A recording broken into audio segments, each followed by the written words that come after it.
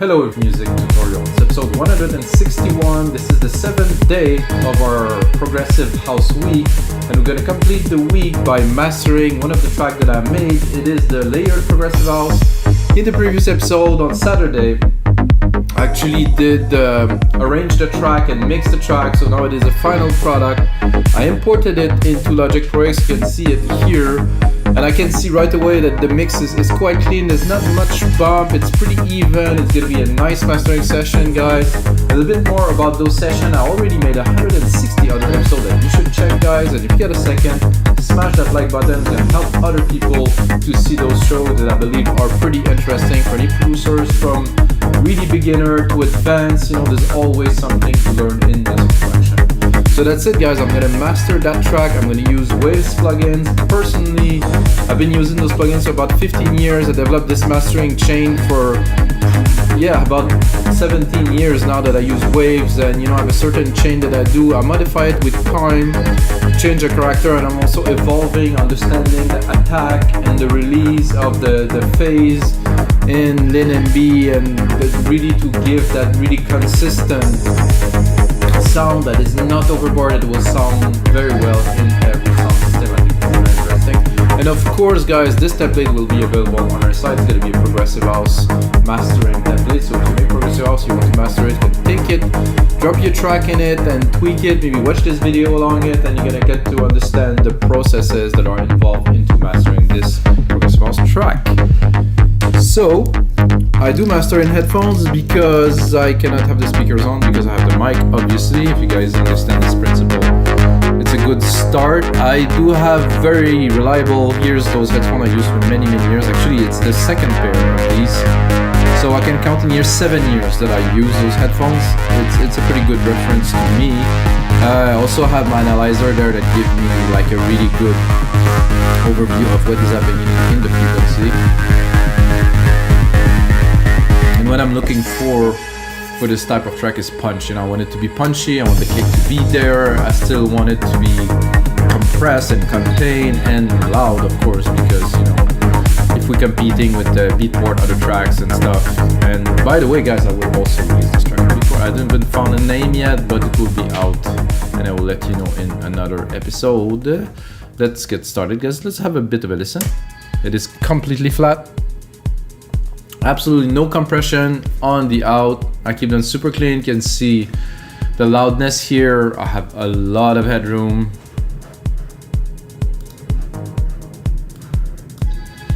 I think this would make a track interesting when you have room.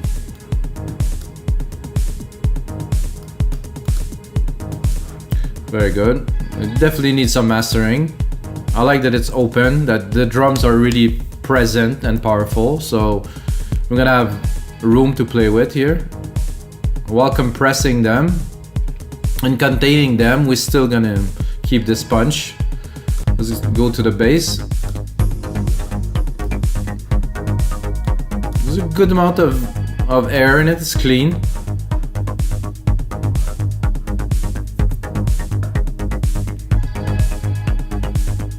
So for this track is layered, it's I wouldn't call it minimal progressive house, but it doesn't have so much. It's not the goal.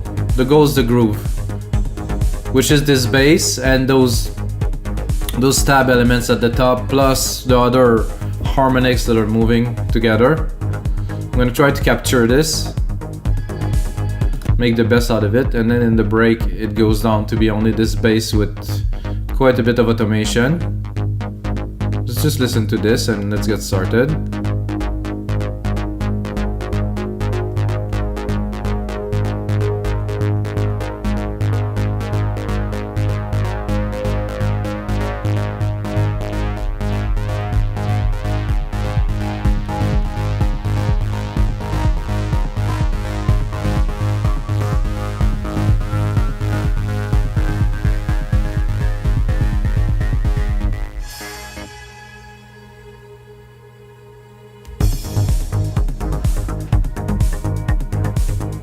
Coming back nicely after the break. This is nice. Okay, so first I'm gonna go into this, which is just a summing EQ. So I'm putting it on to literally raise the volume of the track because I have a lot of headroom. I want to make sure there's no peaks. So if I have some peaks, I can do auto trim here.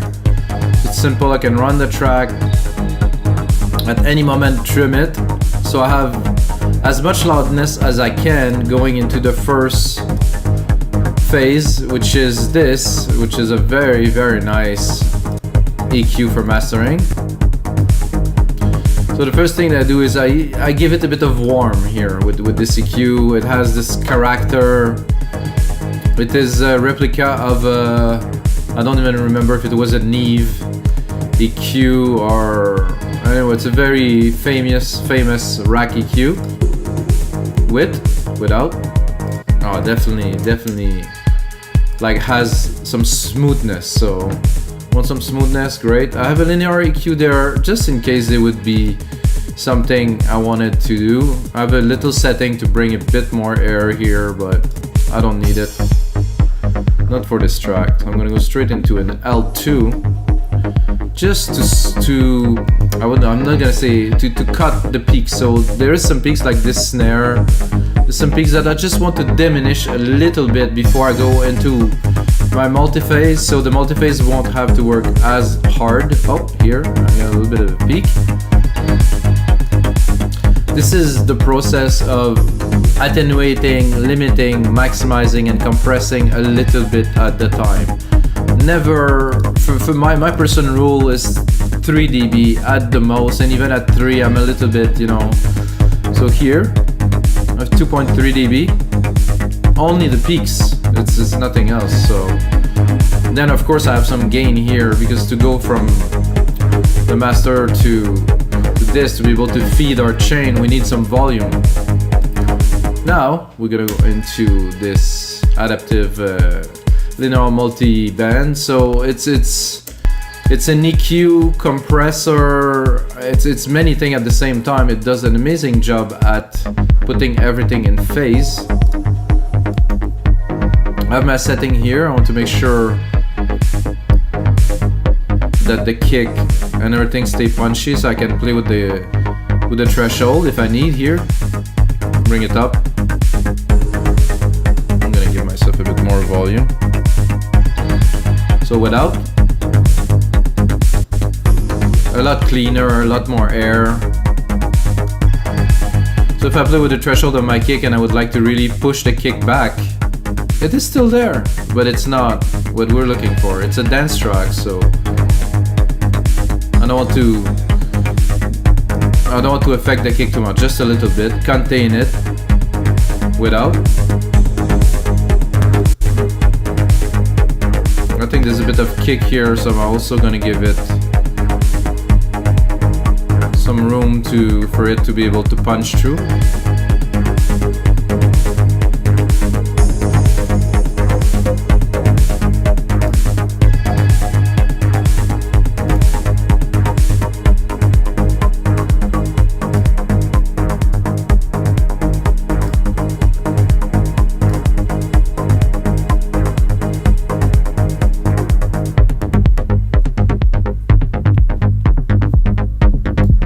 Dirty, that bass, I like it.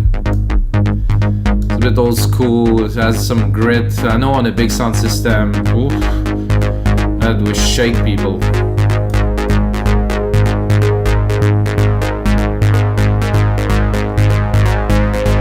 Only here.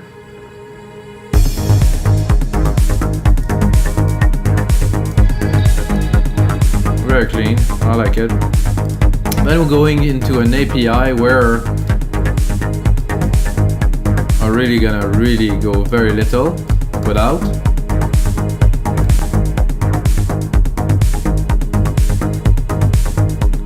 Just want a little bit of compression, just a tiny bit, a bit of character of this too. Then I have another console EQ which I don't think I will use, but I'll turn it on for fun. This is if I really wanted to push the track. I mean, it might sound better, you're like, ooh, this is bright and this and that. Sorry guys, we're doing mastering. We're not overblowing the track so everybody's impressed in the room. We want the room to be contained, to be clean, to be able to play on any sound system including mono. That is a very interesting and important plugin. So without. So here I'm adding quite a few dB to the side, so we have much more dimension and width to the track, while we still maintain the low in the middle. Without. It's a bit fad, width. Definitely added some extra dimension. And after I do this, right away I have a crammer tape, which I will not use. And then I compress it after this phase of... and I like to change this compressor to auto, so it reacts a little bit better to the program. Again, 2 dB without. See, to me it's a bit vague, while if I put it on, it's glued. It's really is one track. All the elements just kind of squeeze together.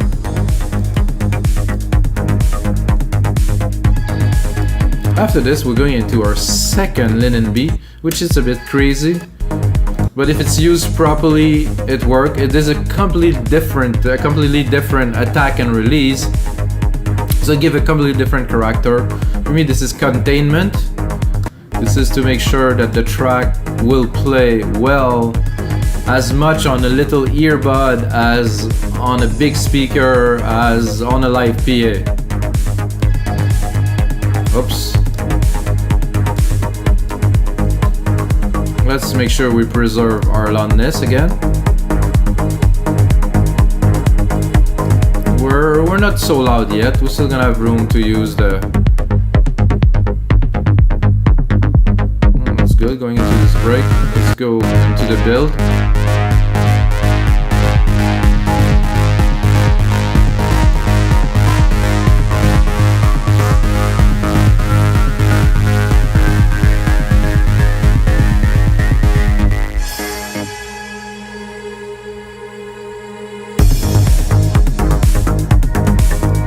Coming out very strong, coming back in.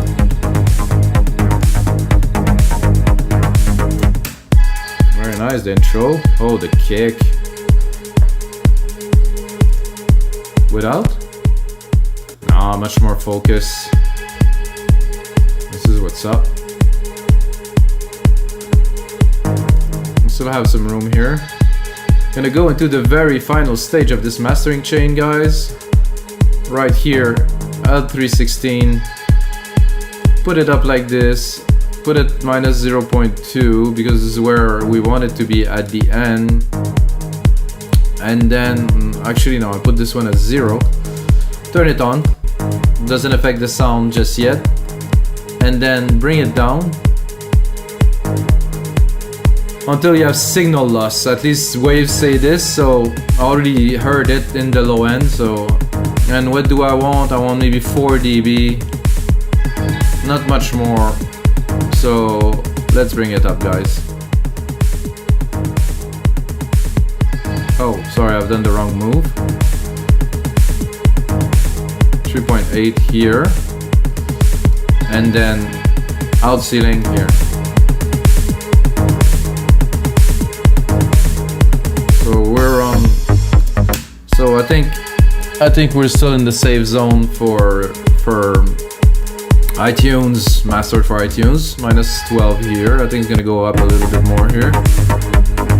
Minus 9, still good. It's not overly super extra loud. We could bring it down a little bit. Down that mean up, because the more we affect it, and you can look at it, it doesn't do so much work at all, which is great. That means that the track was well produced, was well put together, there's nothing exceeding the frequency.